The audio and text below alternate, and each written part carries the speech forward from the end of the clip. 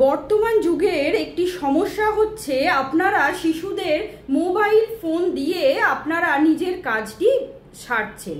সেই বিষয়ে আমি একটু বলবো, কারণ এতে দেখা যাচ্ছে শিশুদের যেমন চোখেও এফেক্ট করছে, তার পাশাপাশি মানসিক বিকাশও কিন্তু তেমনভাবে ঘটছে না, কারণ তাদের ইমাজিনেশন যে পাওয়ারটা সেটা কিন্তু ঠিকঠাকভাবে গ্রো করছে না। আসুন জেনে নিই কিভাবে আমরা শিশুদের মোবাইল থেকে একটু দূরে রাখবো। আমি 5টি টিপসের কথা বলবো যার মাধ্যমে কিন্তু আপনারা শিশুদের মোবাইল থেকে দূরে রাখতে পারবেন। নাম্বার 1 হচ্ছে অবশ্যই রিডিং টুগেদার, মানে আপনারা শিশুর সঙ্গে বসবেন এবং কোনো একটা বুকস কিনে, সেটা এবিসিডি হতে পারে বা পিক্টোরিয়াল যে বুকসগুলো আছে যেখানে পিকচার আছে সেই বুকসগুলো হতে পারে, সেইগুলো আগে প্রথমে চেনান বা অক্ষরগুলো সম্বন্ধে আইডিয়া দিন বা পিকচারগুলো দেখিয়ে বলুন এইটা এইটা, তারপরে তাদের জিজ্ঞাসা করুন, তাহলে দেখবেন অনেকটাই শিশুটি কিন্তু এনগেজ হয়ে যাচ্ছে। নাম্বার 2 হচ্ছে স্টোরি টেলিং।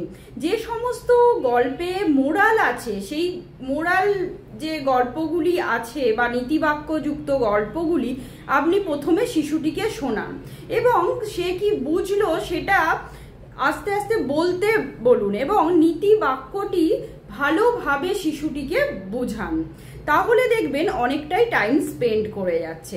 নাম্বার 3 হচ্ছে অবশ্যই পেন্টিং এবং ড্রয়িং, মানে আপনারা যে কোনো পিকচার যে বইগুলো পাওয়া যায়, যদি ছোট বাচ্চা হয় শুধু কালার করতে বলুন, বা একটু বড় হয়ে গেলে তখন বাচ্চাটিকে বলুন কোনো পেন্ট করে তারপর সেটা কালার করতে, তাহলেও দেখবেন অনেকটা বাচ্চাটা এনগেজ হয়ে যাচ্ছে এবং মোটর যে অ্যাক্টিভিটিগুলো সেগুলো অনেকটাই অ্যাক্টিভ হয়ে যাচ্ছে।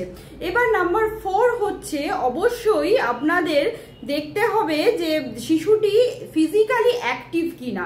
ফিজিক্যালি অ্যাক্টিভিটির মধ্যে অবশ্যই ডান্সিং করাতে পারেন বা কোনো গান শোনান, গান শেখান, সেটাও কিন্তু একটা শিশুকে মোবাইল থেকে দূরে রাখার পদ্ধতি হতে পারে।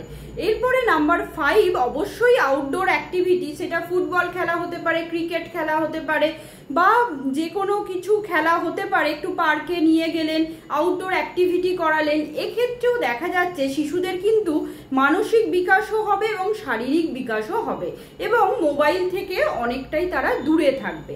তাহলে এই সমস্ত টিপসগুলো ফলো করুন এবং বাচ্চাটিকে মোবাইল থেকে একটু দূরে রাখুন, তাহলেই দেখবেন শিশুটির কিন্তু শারীরিক মানসিক বিকাশ দুটোই কিন্তু খুব ভালোভাবে হচ্ছে। নমস্কার, সবাই ভালো থাকবেন এবং সুস্থ থাকবেন।